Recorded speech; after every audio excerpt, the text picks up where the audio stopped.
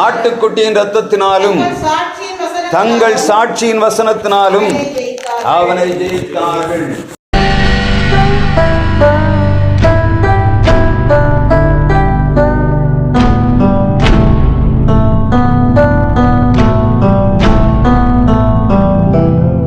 நம்முடைய பிதாவாகிய தேவனாலும் குமாரன் இயேசு கிறிஸ்துவினாலும் பரிசுத்த ஆவியினாலும் உங்களுக்கு கிருபையும் சமாதானம் உண்டாவதாக.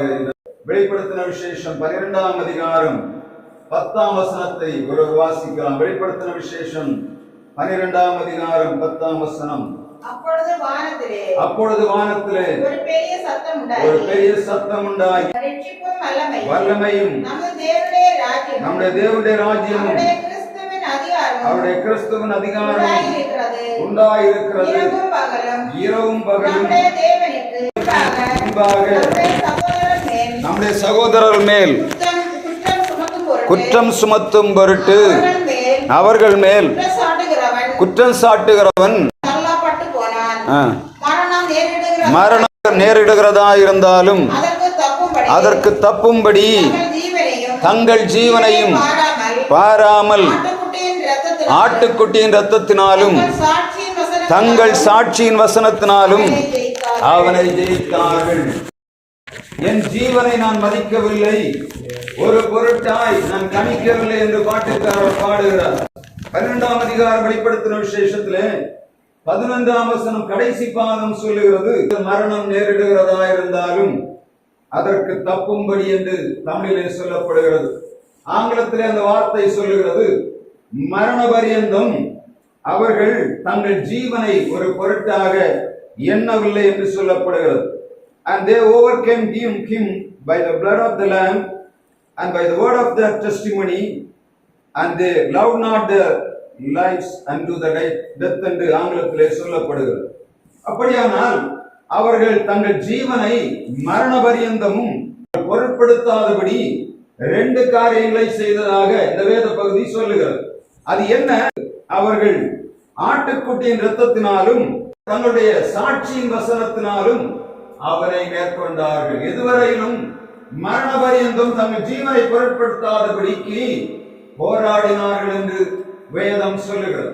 இதன் பின்னணியை நாம் கொஞ்சம் பார்ப்போம் என்று சொன்ன இந்த வெளிப்படுத்தின விசேஷம் 12ஆம் அதிகாரம் 1ஆம் வசனம் சொல்லுகிற வாசிக்கலாம். 12 ஒரு பெரிய அடையாளம் வானத்திலே காணப்பட்டது. ஒரு சிறு சூரியனை அணிந்திருந்தாள். அவள் பாதங்களின் கீழே சந்திரனும் அவள் சிரசின் மேல் 12 நட்சத்திரங்களும் உள்ள கிரீடமும் இருந்தன. அவள் கர்த்தவதியாயிருந்து பிரசவேதனையடைந்து பிள்ளை வரும்படி வருத்தப்பட்டு அழுதாள். அன்றியும் ஒரு பெரிய அடையாளம் வானத்திலே காணப்பட்டது. 11ஆம் அதிகாரத்திலே வசனம் சொல்லுகிறது, 2 சாட்சிகள் கடைசி நாட்களிலே இந்த உலகத்திலே வருவார்கள், இயேசுவை பற்றி அறிவிப்பார்கள். அவர்களை ஜனங்கள் ஏற்றுக்கொள்ள மாட்டார்கள். எனவே அவர் சுவிசேஷம் அறிவிக்கிற நாட்களிலே வானத்திலிருந்து அக்கினியை இறக்கவும் ஜனங்களை சகலவிதமான வாதைகளினாலே வாதிக்கவும் அவருக்கு அதிகாரம் கொடுக்கப்பட்டிருந்தது. ஆனால் இவர்கள் கொலை செய்யப்படுகிறார்கள். கொலை செய்யப்பட்டு அந்த மகா வீதியிலே, எருசலேமின் வீதி, அது சோதோம் என்றும் எகிப்து என்றும் ஞானார்த்தமாய் சொல்லப்படுகிறது. அதிலே நம்முடைய ஆண்டவராய் இயேசு கிறிஸ்துவும் சிலுவையில் அறையப்பட்டார் என்று வேதம் சொல்லுகிறது. அப்படியானால் வசனம் தெளிவாக சொல்லுகிறது, இயேசு சிலுவையில் அறையப்பட்ட இடம் பரிசுத்த பூமிதான். உலகத்தின் பாவ கொட்டிலாக எருசலேம் இன்றைக்கு மாறிவிட்டது. அருவருப்புகளை செய்ய சோதோமியர்கள் குடிகொண்டிருக்கிற தேசமாக இஸ்ரவேல் மாறிக்கொண்டிருக்கிறது. இந்த அசுத்தங்களை செய்த மனிதருடைய முதல் தலைமையகம் நியூயார்க், 2வது தலைமையகம் இந்த இஸ்ரவேல். அவர்கள் வருடத்திலே ஒரு தடவை ஒரு கூட்டம் நடத்துகிறார்கள். அந்த கூட்டத்திலே அவர்கள் ஒன்றில் நியூயார்க்கில் பண்ணுவார்கள், இல்லாவிட்டால் இந்த எருசலேமிலே பண்ணுகிறார்கள். வேதத்தை படிக்கும் போது மிகவும் வேதனையாக காணப்படுகிறது. ஆண்டவராலே தெரிந்து கொள்ளப்பட்ட ஜனம் அந்த தேசம் சோதோம் என்றும் எகிப்து என்றும் அழைக்கப்படும் என்று சொல்லக்கூடிய அளவுக்கு அதனுடைய சூழ்நிலை மாறி போகும் என்பதை கடைசி நாட்களிலே நடைபெறும் என்பதை ஆண்டவருடைய வார்த்தை சொல்லுகிறது. அன்றி ஒரு பெரிய அடையாளம் வானத்திலே காணப்படுகிறது. அந்த ஸ்திரீயார் சூரியனை அணிந்திருக்கிறார். மல்கியா 4:2 நீதியின் சூரியன் என்று ஆனால் இந்த ஸ்திரீயோ ஒரு சூரியனை அணிந்திருக்கிறாள். அவள் பாதங்களிலே சந்திரன் இருக்கிறது. அவளுடைய தலையில் இருக்கிற கிரீடத்திலே 12 நட்சத்திரங்கள் காணப்படுகிறதாக வேதம் சொல்லுகிறது. இந்த சபை என்ன சபை? சூரியனை அணிந்திருக்கிற சபை. இந்த சபை எந்த சபை? சந்திரனை பாதங்களிலே வைத்திருக்கிற சபை. இந்த சபை என்ன சபை? 12 நட்சத்திரங்களுடைய தங்கள் சிரசிலே வைத்திருக்கிற சபை ஒன்று வானத்திலே காட்டப்படுகிறது. என்ன காரியம் ஆண்டவர் காட்டுகிறார்? இந்த சபை படப்போகிற உபத்திரவத்தை ஆண்டவர் சொல்லுகிறார். சபையானது கற்பவேதனைப்படுகிறதாக 2ஆம் வசனம் 12ஆம் வசன அதிகாரத்திலே வெளிப்படுத்தின விசேஷத்திலே சொல்லப்படும். அவள் கற்பவதியாயிருந்து பிரசவ வேதனை அடைந்து பிள்ளை வரும்படி வாழ்த்தப்பட்டு அழுதினார் என்று வேதம் சொல்லுகிறார். இந்த சபை நாம் ஒரு ஸ்திரீயை நாம் எடுத்துக்கொள்வோம் என்று சொன்ன நம்ம வெளியே போகும்போது சொல்லுவோம், ஒரு ஸ்திரீ ஏதாவது பட்டு கட்டி கொண்டு வந்தான்னு சொல்லுவோம். காஞ்சிபுரம் பட்டு கட்டி இருக்கிறார், பட்டு கட்டி கொண்டு வருகிறாள் என்று சொல்லுகிறார், நைலான் கட்டி கொண்டு வருகிறார்கள் என்று சொல்லுகிறார்கள். ஆனால் இந்த ஸ்திரீ எதை கட்டி கொண்டிருக்கிறாள்? சூரியனை கட்டி கொண்டிருக்கிறார். விஞ்ஞானிகள் சொல்லுகிறார்கள், சூரியன் என்பது ஒரு நெருப்பு கோலம். அது சூரியனை சுற்றிலும் பலவிதமான வாயுக்களால் நிறைந்து எரிந்து கொண்டிருக்கிறது. எரிகிற ஒரு கோலமாக அது காணப்படுகிறது. இந்த கோலத்தில் நமக்கு எதை கிடைக்கிறது? வெளிச்சம் கிடைக்கிறது. பகலுக்கும் இரவுக்கும் வித்தியாசத்தை உண்டாக்கும்படியாக ஆண்டவர் வானத்திலே உருவாக்கி வைத்த அந்த சுடர்களில் இருந்து பகலுக்கு தேவையான வெளிச்சம் கிடைக்கிறது. அது மாத்திரமல்ல, வெப்பம் கிடைக்கிறது. ஏனென்று சொன்னால் விஞ்ஞானிகள் சொல்லுகிறார்கள், இந்த பூமியானது இப்பொழுது இருக்கிற நிலைமையை விட்டு 5 கிலோமீட்டர் கீழே போன பனிக்கட்டி ஆகும். ஒரு 3 கிலோமீட்டர் இருக்கிற நிலைமைக்கு மேல போன எரிந்து சாம்பல் ஆகிவிடும். எபேசியர் 6ஆம் அதிகாரம் 11ஆம் வசனத்திலே கர்த்தருடைய வார்த்தை சொல்லுகிறது, மாம்சத்தோடும் இரத்தத்தோடும் அல்ல, துரைத்தனங்களோடும் அதிகாரங்களோடும் இப்பிரபஞ்சத்தின் அந்தகார லோகாதிபதிகளோடும் வானம் இருக்கிற பொல்லாதாவின் சேனைகள் உங்களுக்கு போராட்டம் உண்டு. அவைகளை ஜெயிக்கும்படியா என்ன செய்யணும்? ரட்சண்யம் என்னும் தலை சீரா, நீதி என்னும் மார்க்கவசம், சத்தியம் என்னும் கச்சை, விசுவாசம் என்னும் கேடகம், வேதவசனமாகிய ஆவியின் பட்டயம், விசுவாசம் என்னும் கேடகம். இன்னொரு காரியம், முக்கியமான காரியங்கள் கால்களில் என்ன சொல்லப்பட்டிருக்கிறது? சமாதானத்தின் சுவிசேஷத்திற்கு ஆயத்தம் என்னும் பாதரட்சை தரித்துக் கொண்டவர்களாய் யுத்தம் பண்ண வேண்டும் என்று கர்த்தருடைய வார்த்தை சொல்லுகிறது. தாங்கள் 12ஆம் அதிகாரம் 3ஆம் வசனம் சொல்லுகிறது, அநேகரை நீதிக்குட்படுத்துகிறவர்கள் ஆகாய மண்டலத்தில் நட்சத்திரங்களைப் போல பிரகாசிப்பார்கள். சபையானது, இந்த சபை சூரியனை அணிந்திருந்த சபை, அது சமாதானத்தின் சுவிசேஷத்திற்கு ஆயத்தம் என்னும் பாதரட்சை தரித்ததாக அது சுவிசேஷத்தை அறிவித்துக் கொண்டிருக்கிறது. அது சூரியனை அணிந்து கொண்டிருக்கிறது. எல்லா விதமான எதிர்பதேசங்களை சுட்டரித்துக் போடும்படியாக அவள் அணிந்திருக்கிற அந்த வஸ்திரமானது காணப்படுகிறது. தலை முழுவதும் எப்படி இருக்கு? ஆண்டவருடைய அப்போஸ்தல உபதேசம் என்று சொல்லக்கூடிய நட்சத்திரங்கள் மின்னிக் கொண்டிருக்கிற திரளான ஜனங்களை ஆண்டவருடைய ராஜ்யத்துக்கு நேராக சேர்த்துக் கொள்ளும்படியாக இந்த ஆண்டவருடைய அப்போஸ்தலர்களானவர்கள், அவருடைய சீஷர்கள் சுவிசேஷத்தை அறிவிக்கிறார்கள். அப்படிப்பட்ட சபை என்ன பண்ணுகிறது? பிரசவ வேதனைப்பட்டு அலறிக் கொண்டிருக்கிறது. இந்த நேரத்தில் ஒரு காரியம் நடக்கிறது. சபையானது போராடி கொண்டிருக்கிறது. சாத்தான் என்ன செய்கிறான்? இந்த ஸ்திரீ வருகிற பிள்ளையை அது விழுங்கி போடும்படியாக ஆயத்தமாக நின்று கொண்டிருக்கிறது. உபத்திரவம் நிறைந்த குகைக்குள்ளே ஸ்திரீயானோடு வைக்கப்படுகிறாள். எப்பொழுது பிரசவம் நடக்கும் என்று தெரியவில்லை. அந்த நேரத்தில் அந்த பிள்ளையை அவர் விழுங்கி போடும்படியாக நின்று கொண்டிருக்கிறது. தேவ பிள்ளைகளுடைய ஊழியத்தின் பிரதிபலன்களை உரிந்து போடும்படியாக எப்பொழுதும் பரிசற்பமானது அது ஆயத்தமாக நின்று கொண்டிருக்கிறது. எப்பொழுது ஜெயிக்கிற பிள்ளை வெளியே இறங்குகிறதோ அதை விழுங்கி போடும்படியாக தான் சத்துருவான் கிரியை செய்கிறான். கர்த்தருடைய வார்த்தை தெளிவாக சொல்கிறது, சகல நன்மை இருப்புக்கொள்ள ஆளுகை செய்யும். அவள் ஒரு புத்திரனை குமாரனை பெறுகிறாள். பெற்றவுடனே பிசாசான வலுசற்பமானது அதை தொடுவதற்கு முன்பாக பிள்ளை வானத்துக்கு எடுத்துக் கொள்ளப்படுகிறது. சர்வ அதிகாரமுள்ள பிள்ளை வானத்துக்கு எடுத்துக் கொள்ளப்படுகிறது.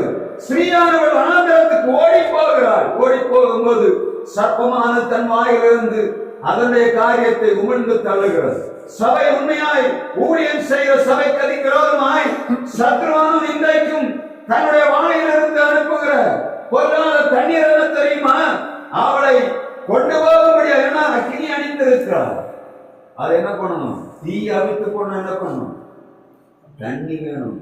அது என்ன பண்ணுகிறது? தன்னுடைய வாயில் இருந்த திரவத்தை அது ஊற்றிக்கொண்டே இருக்கிறது. எப்படியாவது தீயை அணைத்து விட வேண்டும், இந்த ஸ்திரீயை கொண்டு விட வேண்டும், இவளை காரியம் பண்ணி விட வேண்டும் என்று சொல்லி அவள் நிற்கும் போது அவளுக்கு பாதுகாப்பு கிடைக்கிறது. இப்பொழுது அவள் வனாந்தரத்துக்கு ஓடி போகிறாள். வனாந்தரத்துக்கு ஓடி போய் அங்கே ஆண்டவருடைய வார்த்தை சொல்கிறது. அவள் பாதுகாக்கப்படும்படியாக 1260 நாளாகவும் 3.5 வருடங்கள் அவள் பாதுகாக்கும்படியான வாய்ப்பு ஆண்டவர் அங்கே உருவாக்கி வைத்திருக்கிறார். இந்த நேரத்தில் ஒரு காரியம் நடக்கிறது. இப்பொழுது ஒரு சத்தம் கேட்கிறது. 12ஆம் அதிகாரம் 10ஆம் வசனம். அப்பொழுது வானத்திலிருந்து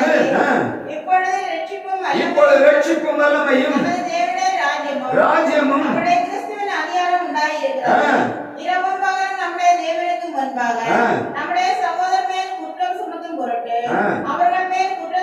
அவர்கள் மேல் குற்றம் சாட்டுகிறவன் தாழத்தள்ளப்பட்டு போனான். நீங்க 8ஆம் வசனத்தை பார்த்தீங்கன்னா தெரியும். வானத்தில் அவர்கள் இருந்த இடமும் காணப்படாமல் போயிடுச்சு. இப்ப வானத்தில் ஒரு பெரிய யுத்தம் நடக்கிறது. மிகாவேலும் அவனை சேர்ந்த தூதர்களும் யுத்தம் பண்ணுகிறார். ஏன்னா இந்த சாத்தான் ஸ்திரீயையும் சாப்பிட நினைக்கிறது, அவள் பெற்ற பிள்ளையையும் எடுத்து போடும்படியாக அது நிமிர்ந்து நின்று கொண்டிருக்கிறது. இப்போது யுத்தம் நடக்கிறது. யுத்தத்திலே சாத்தான் கட்டப்படுகிறான், அவன் அழைக்கப்படுவான். இப்பொழுது இன்னொரு யுத்தம் நடக்கிறது. என்னத்த இங்கே வசனம் வானத்தில் அவர்கள் இருந்த இடமும் காணப்படாமல் போயிடுச்சு. இல்ல வசனம் சொல்லுகிற 10ஆம் வசனத்துல அவர்கள் எதற்காக யுத்தம் பண்ணி கொண்டிருக்கிறார்கள்? நாள்தோறும் குற்றம் சுமத்துகிறான். இந்த பிசாசான் என்ன செய்கிறான்? இந்த பரிசுத்தவானுடைய ஆட்சி தேசத்தில் உருவாக நினைக்கிறது. அப்பொழுது அவன் செய்கிற வேலை என்னன்னா நாள்தோறும் குற்றம் சாட்டுகிறான். இந்த செய்தி என்னன்னு சொன்ன இந்த 11ஆம் வசனத்திலே காணப்படுவது. திரும்ப வாசிக்கலாம். 11ஆம் வசனம். மரணம் நேரிடுகிறவனாக இருந்தார்கள் அதற்கு தப்பும்படி தங்கள் ஜீவனை பாராமல் ஆட்டுக்குட்டி இரத்தத்தினாலும் தங்கள் சாட்சி வசனத்தினாலும் அவனை ஜெயித்தார்கள். இப்பொழுது ஒரு காரியம் நடக்கிறது. இந்த தேச உலகத்திலே ஆண்டவருடைய சபையான நிற்க முடியாதபடி சாத்தான் தன்னுடைய வாயிலிருந்து போடக்கூடிய வார்த்தை என்ன?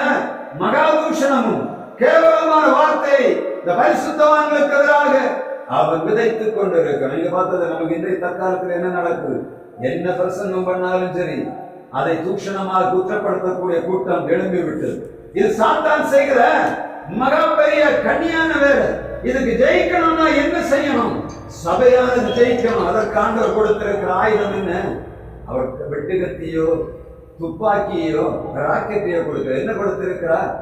இயேசு கிறிஸ்து அந்த ஆட்டுக்குட்டியானவருடைய ஆட்டுக்குட்டியின் ரத்தம். இந்த வாரம் முழுவதும் நாம் ஜெயிக்க வேண்டும் என்று சொன்னார்.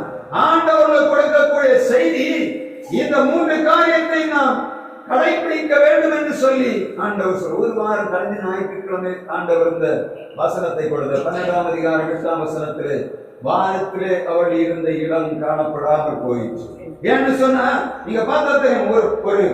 ஒரு மனிதனுடைய யுத்தம் எங்கே இருக்கிறது? மாம்சத்தோடு ரத்தத்தோடு அல்ல, துரைத்தனங்களோடு இருக்கிறது, அதிகாரங்களோடு இருக்கிறது, வானமண்டலத்தில் அந்தகார லோகாரிகளோடு இருக்கிறது, வானமண்டல இருக்கிற பொருளாதாரங்களின் சேனைகளோடு இருக்கிறது.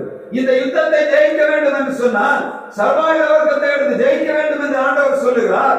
ஆனால் விதிவாசகனாகிய யோவானுக்கு ஆண்டவர் வெளிப்படுத்தும் போது சொல்லுகிறார், அவர்கள் இயேசு அந்த ஆட்டுக்குட்டிய ரத்தத்தை எடுத்தார்கள், தங்களுடைய சாட்சியின் வசனத்தை எடுத்தார்கள். இந்த இயேசு ரத்தத்தை ஏன் எடுக்கிறார்கள்? இந்த சாத்தான் குற்றம் சாட்டி கொண்டிருக்கிறான். இவர் எடுக்க வேண்டிய ஆயுதம் என்ன? இயேசு ரத்தத்தை அவர் எடுக்கும்படியாக அங்கே காரியம் நடைபெறுகிறது. 1 யோவான் 1ஆம் அதிகாரம் 7ஆம் வசனத்துல இயேசு கிறிஸ்துவின் ரத்தம் என்ன செய்யும் என்று சொல்லுகிறது. 1 பேதுரு 1ஆம் அதிகாரம் 19ஆம் வசனத்திலே இயேசு கிறிஸ்துவின் ரத்தத்துடைய இன்னொரு காரியம் சொல்லப்படுகிறது. முதலாவதாக 1 யோவான் 1ஆம் அதிகாரம் 7ஆம் வசனத்திலே சொல்லப்படுகிறது, நம்முடைய கர்த்தராகிய இயேசு கிறிஸ்துவின் ரத்தம் சகல பாவங்களை நீக்கி நம்மை சுத்திகரிக்கும். 1 பேதுரு 1ஆம் அதிகாரம் 19ஆம் வசனம் சொல்கிறது, விலையேறப்பெற்ற ரத்தத்தினாலே ஆண்டவர் சாத்தானை ஜெயிக்கிறார், நம்முடைய பிள்ளைகளை பாதுகாக்கிறார் என்று கர்த்தருடைய வார்த்தை சொல்லுகிறது. எபிரேயர் 9ஆம் அதிகாரம் 14ஆம் வசனம் சொல்லுகிறது, பழுதற்றதும் விலையேறப்பெற்றதுமான இயேசு கிறிஸ்துவின் ரத்தம் அளிக்கப்பட்ட ஆடாக ஜனங்களுடைய பாவ நிவர்த்திக்காக கொடுக்கப்பட்டது என்று கர்த்தருடைய வார்த்தை சொல்ல. லேவியராகமம் 1ஆம் அதிகாரம் 2ஆம் அதிகாரத்தில் நீங்க பார்த்தீங்கன்னா சமாதான பலி பாவ நிவாரண பலி செலுத்தும் போது ஆட்டுக்குட்டி எப்படிப்பட்ட தெரிந்து கொள்ள வேண்டும்? பழுதற்ற ஆட்டுக்குட்டியாக அது தெரிந்து கொள்ளப்பட வேண்டும் என்று கர்த்தருடைய வார்த்தை சொல்லுது. சாத்தானை ஜெயிக்க வேண்டும் என்று சொன்னால் ஆண்டவர் கொடுத்திருக்கிற மிகப்பெரிய ஆயுதம் இயேசுவின் ரத்தம் என்பதை நாம் மறந்து போகக்கூடாது. அழிக்கப்பட்டதான ஆட்டுக்குட்டி யார்? ஆண்டவரான இயேசு கிறிஸ்து. அவருடைய ரத்தம் எப்படிப்பட்டது? அது பழுதற்றது. உலகத்தில் எல்லா மனிதனுடைய ரத்தமும் பழுது நிறைந்ததாக இருக்கிறது. இயேசுவின் ரத்தம் மாத்திரம் பழுதற்றதாக காணப்படும். அந்த ரத்தத்துல எந்த விதமான பழுதும் இல்லை. ஆண்டவரான இயேசு கிறிஸ்து சொல்லுகிறார், எல்லாரையும் பார்த்து சொல்லுகிறார், என்னில் பாவம் உண்டென்று உங்களை யார் என்னை குற்றம் சாட்டக்கூடும்.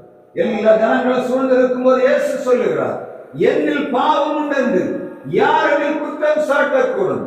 நம்ம இன்னைக்கு பார்த்தோம்னா பெரிய பெரிய பாஸ்டர்மாருடைய கதையை நம்ம கேட்கிறோம். எல்லாம் நிற்கிறேன் சொல்லுவாங்க, எச்சரிக்கையா இருக்கிறது என்ற வார்த்தை சொல்லு. நானா இருந்தாலும் சரிதான், பேசுகிற நானும் கேட்கிற நீங்களும் பரிசுத்தவான்கள் எல்லாரும் எச்சரிக்கையாக இருக்கணும். ஒரு பெரிய பரிசுத்தவான்களத்துல நான் கேட்டவனால் பேசிக் கொண்டிருந்தேன். அவர் வயசு 80க்கு மேல இருக்கு. அவருடைய நான் கேட்கும் போது சொல்லுகிறார், சகோதரர் பாஸ்டர் உங்களுக்கு மாம்ச போராட்டம் உண்டா? அவர் சொல்றார், சாகிறது வரையில் போராட்டம் உண்டு. அவர் சொல்லுகிறார், நான் இந்த உலகத்துல தான் வாழ்ந்து கொண்டிருக்கிறேன். நான் கொஞ்சம் அமைதியாக இருந்து நான் என்னுடைய சுயத்துக்குள்ளே சார்ந்து விட்டேன் என்று சொன்னால் பாவம் செய்யக்கூடிய இச்சை எனக்குள்ள உண்டு. எத்தனை வயசுல? 85 வயசுல சொல்லுகிறார். 85 வயசுல. ஆனா என்ன சொல்லுகிறார்? நான் பாதுகாக்கப்படுகிற காரணம் என்ன? நான் கொடுக்கிற உபதேசம் மாத்திரமல்ல, என்னை சுற்றி இருக்கிற ஜனங்கள் பரிசுத்தவான்களாக நான் வைத்திருக்கிறேன். மற்றவர்களை நான் வைக்கிறது இல்லை. என்னுடைய பேச்சுவார்த்தை செயல்கள் எல்லாம் ஒரு பரிசுத்தமான வேதத்தை நான் தியானிக்கிற மனிதனோடு வைத்திருக்கிறேன். எனவே அநேக நேரங்களில் எனக்கு போராட்டங்கள் வரும்போது அவரோடு பேசுகிறேன், விடுதலை பெறுகிறேன் என்று சொல்லுகிறார். சாட்சி, அவருடைய சாட்சி உயிர் உள்ள சாட்சி. அப்படியானால் உலகத்திலே காணுகிற எல்லா மனிதனுக்கும் மாமிச போராட்டம் கடைசி வரையிலும் உண்டு. அதை ஜெயிக்கணும் என்ன செய்யணும்? பழுதற்ற இயேசு ரத்தத்தை நாம் பிடித்துக் கொண்டு போக வேண்டும். கர்த்தருடைய வார்த்தை தெளிவாக சொல்லுது. ஆசரிப்பு கூடாரத்திலே ஆசாரியனை ஆண்டவர் உருவாக்கும் போது சொல்லுகிறார், பரிசுத்த ஸ்தலத்துக்குள்ள எல்லாரும் அந்த லேவியர்கள் போகலாம், ஆனால் மகா பரிசுத்த ஸ்தலத்துக்குள்ள யார் தான் போக முடியும்? பிரதான ஆசாரியன் வருடத்துக்கு ஒரு முறை ஜனங்களுடைய பாவ நிவர்த்தி ரத்தத்தை எடுத்துக்கொண்டு கிருபாசனத்துக்குள்ளே புக வேண்டும், மகா பரிசுத்தவானாய் புக வேண்டும். அவனுக்கு அவனுடைய இடுப்பிலே ஒரு சங்கிலி கட்டப்பட்டிருக்கும். அவன் பரிசுத்தம் இல்லாமல் உள்ள போன செத்து போவான். அவனை எடுத்துக்கொண்டு வருவதற்கு ஒருத்தன் உள்ள போக கூடாது.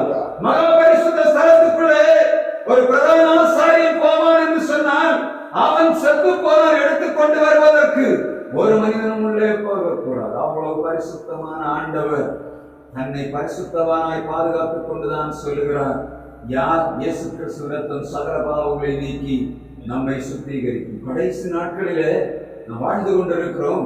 நம்முடைய உபதேசங்கள் பிறரை பிசாசுகளை திறக்கக்கூடியதாக இருக்கிறது, வல்லமை நிறைந்ததாக இருக்கிறது, பாவிகளுக்கு வெளிச்சம் கொடுக்கக்கூடியதாக இருக்கிறது.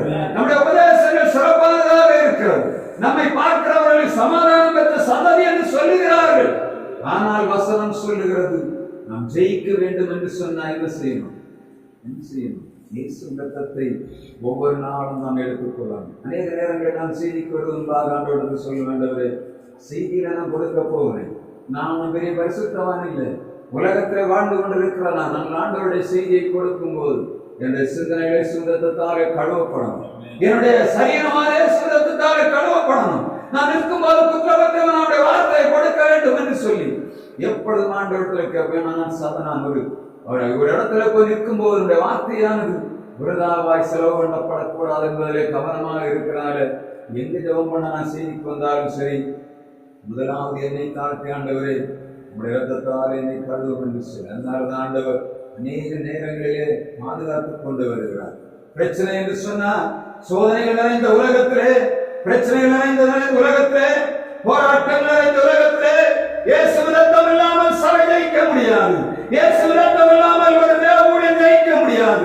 இயேசு ரத்தம் இல்லாமல் ஒரு விசுவாசி ஜெயிக்க அது குற்றமற்ற ரத்தம், பாவமற்ற ரத்தம். இயேசுவின் ரத்தம் சிலுவையிலிருந்து சிந்தப்பட்டது. அந்த ரத்தத்தை எப்பொழுதும் கையில நம்ம ஏந்தி வைத்து நம்முடைய சபையுள்ள விசுவாசிகளின் ரத்தத்தை, அவருடைய பாவங்களின் ரத்தங்களை நாம் சுமக்க வேண்டும். இது ஜனங்களுக்கு முன்பாக பரிதவிக்கிற மனிதனாய் நிற்க வேண்டும். அதுதான் யாரு? ஜெயிக்கிற சபை. இரண்டாவதாக இயேசுவின் ரத்தம் என்னது? 1 பேதுரு 1:19 சொல்ல வாசிக்கலாம். 1 பேதுரு 1:19 விலையேறப்பெற்ற ரத்தத்தினால் யார் நம்மை மீட்டெடுத்தார்? ஆண்டவர் மீட்டெடுத்தார் என்று கர்த்தருடைய வார்த்தை சொல்லு. எப்படி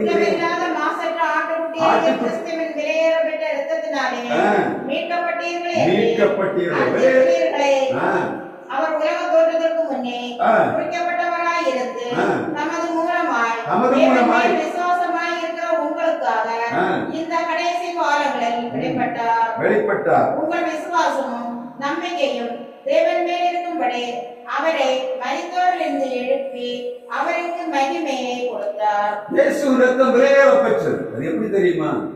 இன்னைக்கு மருத்துவ உலகத்துல ஜனவரி மாதம் 1982 அன்று ரான் யாட் என்று சொல்லக்கூடிய ஒரு விஞ்ஞானி இயேசு கிறிஸ்துவின் ரத்தம் என்று சொல்லக்கூடிய ஒரு காரியத்தை எடுத்து மைக்ரோஸ்கோப்ல வச்சு டெஸ்ட் பண்ணுகிறார். இந்த உடன்படிக்கை பற்றி இப்பொழுது சொல்லுகிறாங்க. அதை நான் பார்த்தேன். அந்த வீடியோ பார்க்கும்போது இயேசு கிறிஸ்து சிலுவையில் அறையப்பட்ட அந்த சிலுவைக்கு அடியிலே பள்ளத்துக்குள்ள கிட்டத்தட்ட 30 அடிக்கு அடி பக்கத்திலே ஒரு பெட்டி இருக்கிறதாகவும், அந்த பெட்டியிலே இயேசுவின் ரத்தமானது வடிந்து அந்த பெட்டியின் மேலே படிந்து இருக்கிறதாகவும் அந்த இதை காட்டி இருக்கிறார். அந்த போட்டோ அப்படி காட்டி இருக்கிறாங்க. இயேசுடைய சிலுவையினுடைய ரத்தம் அப்படியே உள்ள போய் அந்த பெட்டிக்கு மேல அப்படியே வடிந்து அப்படி இருக்கு. அப்போ இது உண்மை பொய்யான்னு தெரியவில்லை. ஆனால் அவர் இந்த மனிதன் அதை எடுத்து செக் பண்ணுகிறார். அவர் அழுது கொண்டே சொல்லுகிறார், எல்லா ரத்தங்களையும் நான் செக் பண்ணி இருக்கிறேன். எல்லா ரத்தமும் 24 மணி நேரம் மேக்சிமம் ரத்தம் உயிரோடு இருக்கு. அப்படிதான் ரத்தத்துடைய ஹீமோகுளோபின் எவ்வளவு நேரம் உயிரோடு இருக்கு? குறைகிறது போல. எப்படி ஆனாலும் ஒரு 3 நாளைக்குள்ள மொத்தம் குறைஞ்சி செத்து போகும். இல்லை, அது உயிரணுக்கள் முழுதும் மேக்சிமம் 3 நாளைக்குள்ள செத்து. ஆனா டெஸ்ட் பண்ணலாம். ஆனா செத்து போய் தான் இருக்கும். டெஸ்ட் பண்ணலாம். ஆனா இயேசு கிறிஸ்து ரத்தத்தை அவர் டெஸ்ட் பண்ணி விட்டு அவர் சொல்லுகிறார்கள், இன்றைக்கும் அந்த ரத்த அணுக்கள் ஓடிக்கொண்டிருக்கு. புரியுதா? 1982 செக் பண்ணி இருக்கிறாங்க. இயேசு கிறிஸ்து மரித்து எத்தனை வருஷம் ஆயிடுச்சு? 2024 வருடங்களுக்கு பக்கத்துல ஆயிடுச்சு. ஆனா என்ன நடக்குது? இன்றைக்கும் அந்த ரத்தத்தை எடுத்து செக் பண்ணி யூடியூப்ல போட்டு இருக்கிறார். அதனால நம்ம எவிடன்ஸா பேச முடியும். அந்த டாக்டரே பேசுகிறார். அவர் சொல்ல நான் எடுத்து செக் பண்ணேன். அந்த ஆள் யாருன்னா ரான் யாட் RONWYAT. அவர் போட்டு பார்த்தாலே தெரியும். அப்படி அந்த இது இருக்கு. அதுல என்ன சொல்றார்? அவர் நான் செக் பண்ணி இருக்கிறேன்.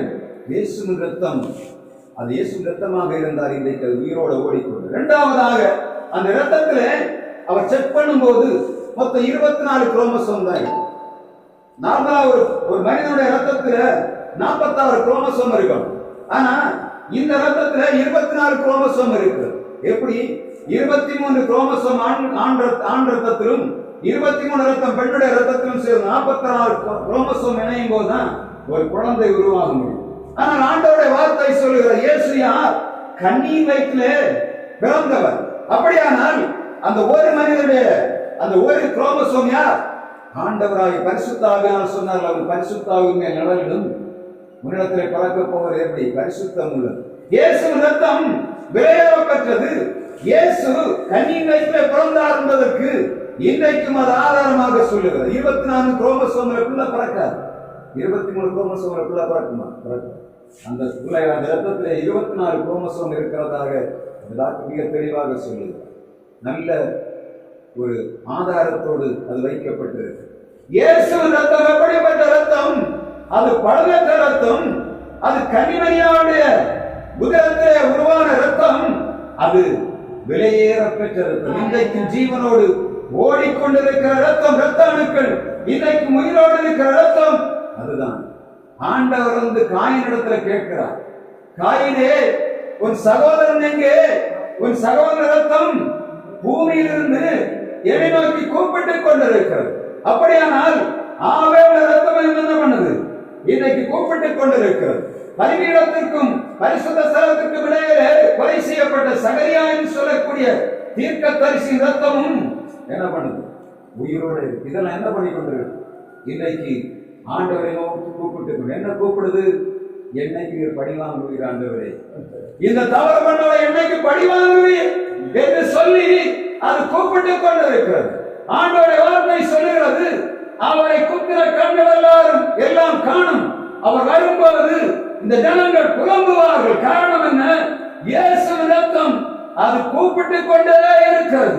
என்னைக்கு மனுக்குலத்திற்கு நீர் நியாயம் தீர்ப்பீர், என்னை அறிந்த ஜனங்களுக்கு என்னைக்கு தண்டனை கொடுப்பீர் என்று சொல்லி அது கூப்பிட்டு கொண்டே இருக்கிறது. இயேசு ரத்தம் விலையேறப்பட்ட ரத்தம். இது என்ன பண்ணணும் தெரியுமா? சாத்தான் எப்ப பார்த்தாலும் நம்ம குற்றப்படுத்தலாம். எப்படி? நம்முடைய மாம்சீகத்துல குற்றப்படுத்துவான், நம்முடைய சரீரத்திலே குற்றப்படுத்துவான், நம்முடைய சிந்தனையை எப்பவுமே குற்றப்படுத்திக் கொண்டிருப்பான். அவனுடைய மெயின் வேலை என்ன தெரியுமா? சாத்தானுடைய மிக பிரதானமான வேலை என்ன? ஜனங்களை குற்றப்படுத்துவது, ஆசை காட்டுவது, ஏவி விடுவது. 3 காரியம் வந்து பிசாசானவன் செய்கிறான். அப்படிதான சாத்தான வேலை. வெளிப்படுத்தல் 12ஆம் அதிகாரம் 10ஆம் வசனத்திலே அவன் குற்றம் சாட்டுகிறவனாயிருக்கிறான் என்று சொல்லப்படுகிறது. யோபு 1ஆம் அதிகாரம் 9ஆம் வசனத்திலும் 2ஆம் அதிகாரம் 4ஆம் வசனத்திலும் ஆண்டவரிடத்திலே போய் சொல்லுகிறான், நீர் அவனை வேலி அடைத்து வைத்திருக்கிறான், நீர் அவனுடைய சரீரத்தை கொஞ்சம் தொட்டு பாருங்கள் என்று சொல்லுகிறான். அப்படிதானே? 3ஆவதாக அவனுடைய வேலை என்ன? ஏவி விடுவார். 2 சாமுவேல் 24ஆம் அதிகாரத்துல தொகையிடும்படியாய் சாத்தானானவன் இந்த தாவீதை ஏவி விடுகிறான். ஜனங்கள் மேல ஒரு குற்றம் வரும்படியாய், திரளான ஜனங்கள் அழிந்து போகும்படியாய் சாத்தான் தொகையிடும்படியாக அவனை ஏவி விடுகிறதை வேதம் சொல்லுகிறது. அதே போல மத்தேயு 22ஆம் அதிகாரம் 15ஆம் வசனத்துல இயேசு இடத்துல போய் கேள்வி கேட்டு அவருடைய ஆன்சர் வைத்து என்ன பண்ணணும்? அவரை குற்றப்படுத்த வேண்டும் என்று சொல்லி ஜனங்கள் பரிசேயர்கள் அவருக்கு மேல போய் என்ன பண்ணுகிறார்? அவரை குற்றப்படுத்தணும். எப்படி? அவருடைய பேச்சிலே குற்றப்படுத்த வேண்டும் என்று சொல்லி அவரிடத்துல நிறைய காரியங்கள் பேசிக்கொண்டே இருக்கிறார்கள். அவரிடத்துல ஏதாவது வரும், அதை வைத்து குற்றம் பிடிக்கலாம். சாத்தானுடைய வேலை என்ன? முதல்ல குற்றம் சாட்டுவது, 2வது என்னத்தை ஏவி விடுவது, 3வது வேலை அவனுக்கு கிடைத்ததெல்லாம் ஆசை காட்டுவான். என்ன பண்ணான்? அது 3ஆம் அதிகாரத்தில் நீங்க பாத்தீங்கன்னா 5ஆம் வசனத்துல ஏவாளத்துல போய் சொல்லுகிறான், நீங்க இதை புசித்தா என்ன பண்ணுவீங்க? உங்க கண்ணு ஆசை காட்டுறதுல அவனை போல யாருமே இல்லை. இவனை ஜெயிக்கணும்னா என்ன பண்ணணும்? இயேசு ரத்தம் வேணும். ஒரு காலத்துல யோபு சொல்லுகிறான், இளவயதின் பாவங்களை நீர் என்ன பறிக்க பண்ணுகிறது என்ன? அப்படி நான் சொல்லுகிறேன், என்னுடைய இளவயதுல பாவம் இருந்திருக்குமோ அதே இடத்துல பறிக்க பண்ணுகிறீர்கள். அவனுக்குள்ளே கேள்வி, நான் செய்த பாவத்தினால்தான் எனக்கு இந்த தண்டனையா? இது சாத்தான் கொண்டு வர எண்ணமாகும். என்னைக்கு இயேசு ரத்தத்தாலே ஒருவன் கழுவப்படுகிறானோ அவனுடைய பாவங்கள் முழுவதும் அன்றைக்கே கழுவப்படுகிறது. அது ஆண்டவர் கழுவியதை என்ன பண்ணுகிறார்? அதை பின்னாக எரிந்து போடுகிறார். சமாதானத்தை தருகிறார். சமாதானத்தை தந்து பொது வாழ்வை தருகிறார். விபச்சார ஸ்திரியை பார்த்து ஆண்டவர் சொல்லுகிறார், நான் உன்னை குற்றம் சாட்ட போவதில்லை, இனிமேல். அப்படியானால் ஆண்டவர் என்ன செய்கிறார்? அவருடைய ரத்தம் வெளியேறப்பட்டது. அது என்ன பண்ணுது? வெளியேறப்பட்டது மாத்திரமல்ல, படுதச்சனாயிருக்கிற பாவங்களை மன்னிக்கக்கூடிய வல்லமை நிறைந்ததான் இயேசுவின் ரத்தம். அதே போல அந்த வெளியேறப்பட்ட ரத்தத்தை எடுத்துக்கொண்டு நாம் போகும்போது சொல்லணும், சாத்தான் சொல்லணும், அவர் என்னையே செத்து போனார். பாவி அப்படி இல்லை, இன்னும் இயேசு ரத்தம் என்ன பண்ணுது? உயிரோட இருக்குன்னு காட்டணும். சரீரத்துல பலகீனம் வரும்போது சொல்லணும். நான் சின்ன என்னுடைய இந்த உடம்பு சரியில்லாத நாட்களில் என்ன நண்பர்கள் சொல்லாண்டு, ரசத்தையும் தலையிலே ஊற்ற வேண்டும், ரத்தத்தையும் தலையின் மேலே எப்பொழுதும் ஊற்ற வேண்டும். எப்ப நான் நினைத்தானே தெரியும், சரீரத்துல பலகீனம் வரும்போது நான் என்ன பண்ணுவேன்? நேரம் போய் ஆண்டவருக்கு ரத்தத்தையும் தலையில ஊற்ற வேண்டும் என்று ஒரு ஷவர் போல காட்டி கொடு. ஆண்டவரே ரத்தத்துக்குள்ளே ஊற்றப்படுவதாக வாழ்ந்த அந்த வார்த்தை வந்த உடனே சரீரத்துக்குள்ள புத்துணர்ச்சி, சரீரத்துல பலகீனங்கள் மாறி போகும். எவ்வளவு போராட்டம் இருந்தாலும் சரி, இயேசு ரத்தம் தலையிலே ஊற்றப்படும் போது இங்கே விடுதலை உருவாகிறதை நாம் பார்க்கணும். 2வது வெளிப்படுத்தின விசேஷம் 12ஆம் அதிகாரம் 10ஆம் வசனத்திலே 12ஆம் வசனத்திலே 2வது வார்த்தை சொல்லப்படுகிறது, தப்பும்படி தங்கள் ஜீவனையும் பாராமல் ஆட்டுக்குட்டியின் ரத்தத்தினாலும் தங்கள் சாட்சியின் வசனத்தினாலும் அவனை ஜெயித்தார்கள். தங்கள் சாட்சியின் வசனத்தினாலும் அவனை ஜெயித்தார். ஆங்கிலத்தில் இந்த வார்த்தை சாட்சி என்று சொல்லக்கூடிய, நம்ம இங்க சொல்லக்கூடியது விட்னஸ் என்று சொல்லக்கூடிய ஒரு இடத்துல ஆனால் ஆங்கிலத்தில் டெஸ்டிமனி என்று சொல்லப்படுகிறது. டெஸ்டிமனி சொன்னா என்ன? ஆண்டவருடைய வார்த்தை கற்பலகை கொடுக்கப்படுவது மோசே இடத்துல ஆண்டவர் சொல்லுகிறார், I am going to be a testimony of the testimony tables என்று சொல்லுகிறார். நமக்கு இந்த நம்ம கற்பனை உடன்படிக்கை பற்றி என்று சொல்லுகிறோம், இந்த ஆர்க் ஆஃப் கவனன்ட் என்று சொல்லுகிறோம். ஆனால் அந்த வசனம் வார்த்தை சொல்லுகிறது ஆர்க் ஆஃப் டெஸ்டிமனி என்று சொல்லப்படுகிறது. நம்ம அதை தமிழில் வியாக்கியானம் பண்ணி ஆங்கிலத்தில் வியாக்கியானம் பண்ணி எல்லாம் ஆர்க் ஆஃப் த கவனன்ட் என்று சொல்லுவார். ஆர்க் ஆஃப் த கவனன்ட் அல்ல, ஆர்க் ஆஃப் த டெஸ்டிமனி என்று சொல்லப்படுது. அந்த டெஸ்டிமனிக்குள்ள என்ன இருக்கிறது? ஆண்டவர் எழுதி கொடுத்த 10 கட்டளை அங்கே காணப்படுகிறது. இங்கே சொல்லப்படக்கூடிய டெஸ்டிமனி என்ன? வசனம் சொல்லுகிறது, they overcame by their word of testimony என்று சொல்லப்படுகிறது. அவருடைய சாட்சியின் வசனம். இப்போ ஒரு ஊழியத்துக்கு ஆண்டவர் ஒரு மனிதன் அழைக்கும் போது நான் எல்லா ஊழியங்களை பார்க்கிறேன். நிறைய ஊழியங்களில் ஒரு வாக்குத்தத்த வசனம் எழுதி போட்டிருப்பாங்க, பார்த்துருக்கா? எங்க போனாலும் சரி ஒரு வசனம் எழுதி போடுவாங்க. ஒரு இடத்துல பார்த்தா பரிசுத்த அலங்காரத்தனை கர்த்தரை தொழுது கொள்ளணும், அப்படி ஒரு அழைப்பு. ஒரு சில இடங்களில் நாமை உண்டாக்கின கர்த்தருக்கு முன்பாக நாம் பணிந்து குனிந்து முழங்கார் படிக்கிறார். சில இடங்களில் கர்த்தர் ராஜரீகம் பண்ணுகிறார். சில இடங்கள் ஒரு ஊழியத்தை வந்து பார்க்கணும். அதில் என்ன சொல்லியிருக்குன்னா, மரணத்துக்கு ஒப்பிக்கப்பட்டவனை குறைந்தப்போவனை விடுவிக்க கூடுமானால் அவருடைய ஊழியம் என்ன? விடுவிக்கிற ஊழியம். இப்ப சாட்சி, தங்களுடைய சாட்சியினால ஜெயிக்கலாம். என்ன பண்ணணும்னா அந்த வசனத்தை அபியாசித்து இருக்கணும். ஆண்டவருடைய ஊழியத்தை நான் அழைக்குமா? ஆண்டவரை ஆண்டவரே எனக்கு நீ ஊழியத்தை அழைக்கிற ஒரு வசனம் தரணும்னு கேட்டு அது ராத்திரி ஃபுல்லா உட்காந்து ஊழியத்துக்கு அழைத்தேன்னு சொன்ன ஒரு வசனம் தராம நான் வரமாட்டேன். அப்போ நான் நீதிமொழி 24ஆம் அதிகாரம் 11ஆம் வசனத்தை எடுத்து கொடுத்தேன். அந்த வசனத்தை நான் எடுத்தவருடைய ஊழியமான எப்பவும் காலையில் மரணத்துக்கு ஒப்பிக்கப்பட்டவளை குறைந்தப்போல விடுவிக்க கூடமானால் விடுவி என்று சொல்லி இந்த வசனத்தை நான் ஒவ்வொரு நாளும் காலத்தை எடுத்து பார்க்கணும். ஆண்டவர் நான் அழைக்கும்போது சொன்னேன், மரணத்துக்கு ஒப்பிக்கப்பட்டவர்களையும் கொலையுண்ண போவர்களையும் விடுவிக்க கூடுமானால் விடுவி. எங்க போனாலும் சரி, இந்த வசனத்துல வார்த்தைகள் பார்த்தா தெரியும். ஒன்றில் ஆண்டவருடைய வசனம் விடுவிக்கக்கூடிய வார்த்தையை கொடுக்கிறதா இருக்கும். இல்லைன்னா அந்த ஜனங்களை அழிவிலிருந்து மீட்டெடுக்கக்கூடிய வார்த்தை எப்படியானாலும் இருக்கு. ஆனா வசனம் எல்லாமே அந்த மோட்டிவ்ல தான் இருக்கு. அந்த வசனம் வரும்போது தான் என்ன செய்ய முடியும்? நான் அது குறிப்பை பாராட்டும். ஏன்னா நான் போகும்போது வசனத்தை சொல்லிடுவேன், மரணத்துக்கு ஒப்பிக்கப்பட்டவர்களுக்கு குறைந்த போகலையும் விடுவிக்க கூடுமானால் விடுவி என்று சொன்னா அது நிறைய கூட்டங்கள் வரும். ஒவ்வொரு கூட்டங்கள தற்கொலை பண்ணுகிற மனிதர்கள், விபத்துகளுக்குள்ளே கிடக்கிறவர்கள், இந்த தீராத துணிகளிலே சிக்கிக் கொண்டிருக்கிற ஜனங்களுக்காக ஊழியம். வார்த்தை எப்படி இருக்கணும்? ஆண்டவருடைய வார்த்தை அந்த வல்லமை நிறைந்ததாக இருக்கணும். அது ஜனங்களை ஆறுதல் படுத்துகிறதாக இருக்கணும். சரீர வேலை கொடுக்கிறதாக இருக்கணும். அவருடைய சரீரத்தில் விடுதலை உருவாக்குகிறதாக. எப்போ அதைத்தான் ஆண்டவரிடத்தில் கேட்பது. சாட்சியின் வசனம்னா என்னது? ஆண்டவரிடத்தில் இருக்கிற வசனம் ஒவ்வொரு மனிதருக்கும் ஒரு வசனத்தை கொடுக்கும். அந்த வசனம் தான் அவருடைய பேஸ். சாத்தானை ஜெயிக்கணும்னா ஒரே ஒரு வசனம் உண்டு. அது என்ன வசனம்? தங்களுடைய சாட்சியின் வசனம்.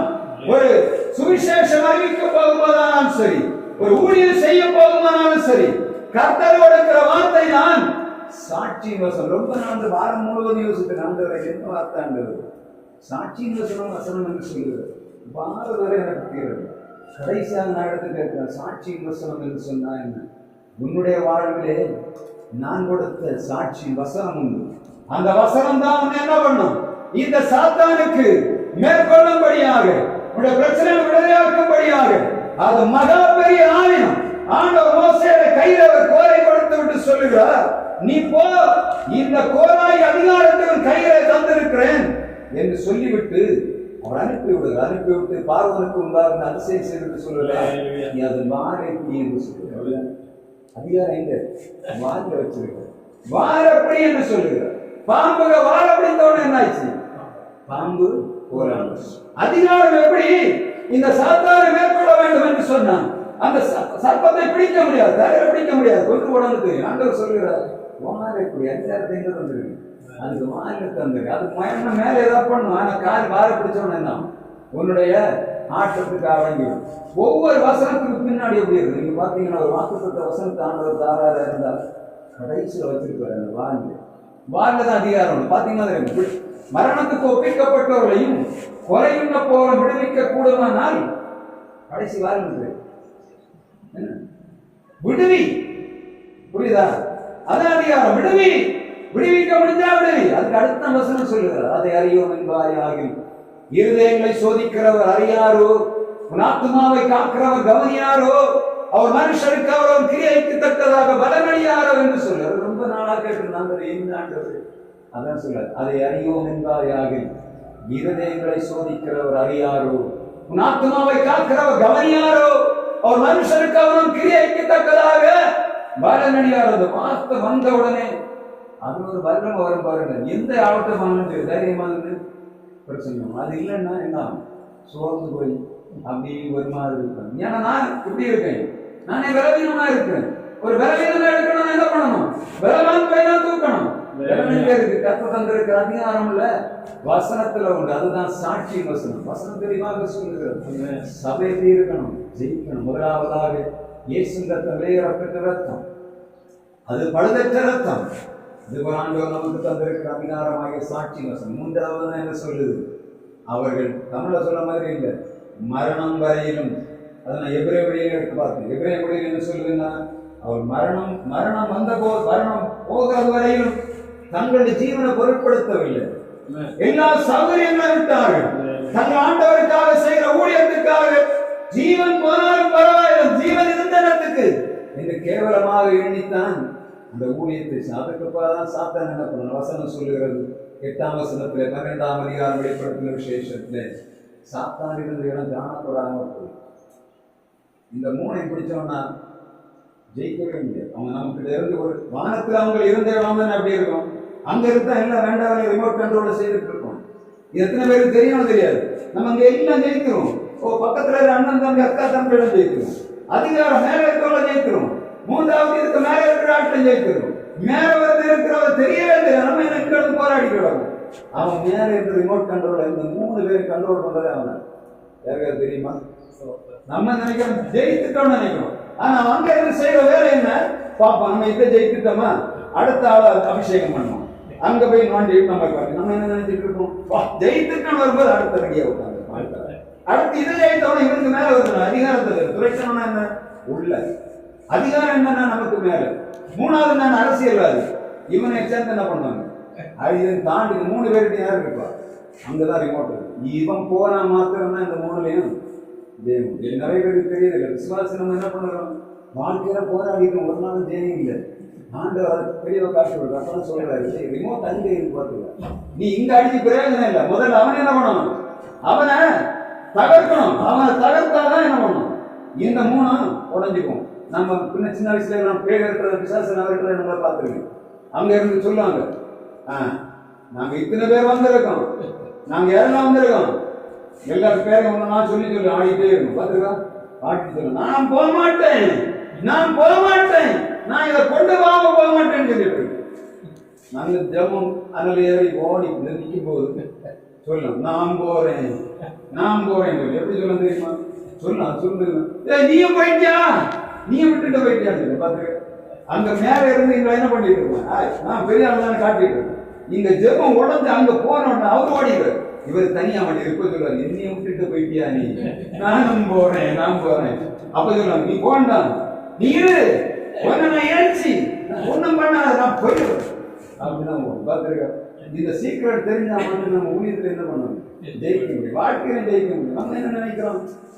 இதுதான் படம். அதான் வசனம் தெளிவா சொல்லுது. வசனத்தில் ஆண்டவர் எபேசியர்ல சொல்லும்போது பவுல் சொல்லுகிறார், மாம்சத்தோட ரத்தத்தோடும் அல்ல, இறைத்தனங்களோடும் அதிகாரங்களோடும் இப்பிரபஞ்சத்தின் அந்தகாரங்களோடு வானம் இருக்க பொல்லாதவர்களின் சேனைகளோடும் உங்களுக்கு போராட்டம். ஜெயிக்கணும், சர்வாயுத வர்க்கம் வேணும். இங்கே அவன் இருக்கிற இடம் காணாம போனோம்னா இயேசு ரத்தத்தை எப்பவும் கையில் பிடிக்கணும். வசனம் ஆண்டவர் வசனத்தை எப்பவும் கையில் எடுத்து ரெடி அணிக்கணும். பார்ப்போம் ஓடி பண்ணாது. ஆண்டவர் தந்திருக்கிற வசனமானது அது புடமிடப்பட்ட வசனம். அவர் செக் பண்ணியிருப்பார். நம்ம அந்த வசனத்தை எடுத்துக்கணும், விடுதலை உண்டாகும். அவர் வந்து ஒரு ஆரோக்கியத்தை நமக்கு கொடுப்பேன் நம்மளை கை மூலமா சொல்வாருன்னா, இது நம்மளை ஆசீர்வதிப்பேன் சொல்லி வாக்கு ஆசீர்வதிப்பேன் வார்த்தை அதை தாங்க ஆசீர்வாதம் வருவாங்க. இதுதான் ஆண்டவர் கொடுத்திருக்கிற சபை. ஜெயிக்கணும். இந்த சபை எந்த சபை தெரியுமா? படிச்சு பார்க்கலாம் தெரியும். சாதாரண சபை இல்லை. சூரியனை அணிந்து கொள்கிற சபைன்னா அது சாதாரணமானது இல்லை. ஒரு சபை, ஒரு ஸ்திரீ சூரியன் அணியணும்னா அந்த சூரியனை காட்டிலும் அதிகமான வெப்பத்தை தாங்கக்கூடிய ஸ்திரீயா தான் இருக்க முடியும். அப்படிதானே? சூரியன் அணியணும்னா ஒரு ஆள் தீக்குள்ள போனோம்னா அந்த தீயோட அதிகமான வல்லமை உள்ளால தான் உள்ள போக முடியும். தீக்குள்ள இரும்ப போட்டா தீ ஒண்ணும் பண்ணா, தீக்குள்ள வைக்கல போட்டா சாம்பல். அப்படியானால் அவ்வளவு கிளியரப்பட்ட அந்த சபையை கூட சாத்தான் என்ன பண்ணுறான்? அந்த விசுவாசிகளை தகர்த்து போட முடியாத பக்கத்துல வரேன்னா நம்ம மாத்திரம் எவ்வளவு என்னால நம்முடைய நினைவு என்ன இருக்கணும்னா, ஆண்டவரே நான் ஜெயிக்கிறவனா அந்த வாரம் முழுவதும் நமக்கு சொல்லி கொண்டு தெரியும். ஆண்டவர்களுக்கு ஒரு வாக்குத்தத்தம் தந்திருக்கும். அந்த வசனத்தை கையில் எடுக்கணும். இயேசு ரத்தத்தை பிடிக்கணும். சரீரத்தில் விரைவினங்கள் வரும்போது சொல்லணும், ஆண்டவருடைய ரத்தம் வல்லமையுள்ளதான் இருக்கு. அந்த சாத்தானுக்கு இடம் கொடுக்க அவங்களே தெரியும். அவன் ஆண்டோட வசனம் சொல்ல இயேசு சோதிக்கப்பட்ட பின்பாக சாத்தான் விலகி போனான். அப்படின்னா கொஞ்ச காலம் இயேசுக்கு விலகி போனான். அப்பதான் நம்ம என்ன பண்ணோம்? அடுத்த காரியத்தை செய்ய முடியும். அவனோட போராடிட்டே இருந்தோம்னா நம்ம செய்ய வேண்டிய வேலையை செய்ய முடியாது. சமாதானத்தின் சுவிசேஷத்திற்கு ஆயத்தம் பாதரட்ச கால சந்தனம் இருக்கும், ஆனா பிரயோஜனமா இருக்காது. கால பாதரட்ச இருக்கும், ஊழியம் செய்ய முடியாது. காரணம் என்ன? நம்ம என்ன ஜெயிக்கல. ஜெயிக்காண்ட வந்து இந்த வசனத்தை இயேசு ரத்தம் விளையாடுறது. 1 யோவான் 1ஆம் அதிகாரம் 7ஆம் வசனம், 1 பேதுரு 1ஆம் அதிகாரம் 19ஆம் வசனம், இந்த வெளிப்படுத்தின விசேஷம் 12ஆம் அதிகாரம் 11ஆம் வசனம், 3 எழுத்து நீங்க கண்டிப்பா ஞாபகம் வச்சு இந்த ஒரு வாரம் முழுவதும் உட்கார்ந்துட்டு அடுத்த வாரம் வாருங்க. கர்த்தர் உங்களுக்கு தருகிற ஆசீர்வாதம். ஏன்னா கழிந்த வாரம் கொடுத்த செய்தி என்ன தெரியுமா? கர்த்தருனை ஆசீர்வதிப்பார் என்ற வேதனோட கூட்டுகிறார். அந்த வசனம் கடைசியில் சொல்லுது, உலகத்தில் உபத்திரம் உண்டு திறன் கொள்ளுங்கள், நான் உலகத்தை ஜெயித்தேன். சபை உலகத்தை ஜெயிக்கணும். நீங்க ஒரு ஆளா இருந்தாலும் ஒரு பெரிய உலகத்துக்கு சமானம். ஆண்டோட வார்த்தை சொல்லுகிறது, மனுஷன் உலகம் முழுவதையும் ஆதாயப்படுத்திக் கொண்டார் தன் ஜீவனை நஷ்டப்படுத்தினவர்கள் லாபம் என்னது அப்படின்னா ஒரு ஜீவன் சொல்ல உலகத்தை காட்டிலும் மிகப்பெரிய. எனவே நம்முடைய வாழ்வு நம்ம ஜெயிக்கணும். அதுதான் ஆண்டவரோட இருக்கிற செய்தி. இயேசு ரத்தத்தை முன்னாடி கொண்டு போய் நம்ம கண்ணுக்கு முன்னாடி சோப்பு நம்ம டேபிள்ல எடுத்து வச்சோம். சோப்பு இங்கேயாவது எடுத்து வைங்க. இயேசு ரத்தத்தை நம்ம மறந்து போகக்கூடாது. சும்மா அதை விக்கிரகமாக சொல்லுது. ஒரு டேபிள்ல நம்ம சோப்பு இங்கேயாவது வச்சோம். இயேசு ரத்தம் ஞாபகத்துக்கு. அதே மாதிரி வசனம் எடுத்து வச்சுக்கணும். நமக்கு வாக்குத்தத்த வசனம் வந்து விரிச்சு மேல வைக்கணும், எளிதாக வைக்கணும், ஏதோ ஸ்டிக்கராக வச்சு வச்சுக்கணும். அப்பப்போ பார்க்கணும். ஆகா இது நம்ம தோக்குற மாதிரி சூழ்நிலை இருக்குன்னா புரிஞ்சுக்கணும். ஆகா அவர் வேலை செய்துட்டு இருக்காருன்னு அப்ப என்ன பண்ணணும்? நம்ம காரியத்தை நம்ம செய்யணும். ஜெயம்படுத்தும்படியாக ஆண்டவர் இறக்கம் பாராட்டுவார். சபையானது ஜெயிக்கணும். அதான் கர்த்தருக்கு கொடுக்கிற செய்தி. நாம் தனிமனிதர்களாய் வாழ்கிறோம். நாம் எல்லா போராட்டங்களும் உண்டு. உலகத்தில் எல்லா பத்திரமும் நமக்கு உண்டு. ஆனா ஜெயிக்கணும்னா ஆண்டவர் தந்திருக்கிற ஆயுதத்தை நாம் பயன்படுத்த கர்த்தருடைய வார்த்தை உண்மையானது, ஆவியானதை ஆவியோடு விதைக்க வேண்டும் என்று விரும்புகிறேன். தொடர்ந்து அடியனுக்காக ஜெபிக்கலாம். உங்களுக்காக ஒரு நாள் ஜெபிக்கிறது உண்டு. உங்களையும் உங்கள் ஊழியர்களை வைத்து ஜெபிக்கிற வழக்கம் உண்டு. எனவே தொடர்ந்து கர்த்தருடைய ஆசீர்வாதம் நிறைவாய் தந்து முடியாது. ஜெபித்து வாழ்வோம், ஜெயித்து வாழ்வோம், பிறருக்கு ஆசீர்வாதமாய் வாழ்வோம் என்று ஆசீர்வதித்து வருகிறேன். இந்த இயேசு கிறிஸ்து நாமத்திற்கு மகிமையும் கனத்தையும் செலுத்தி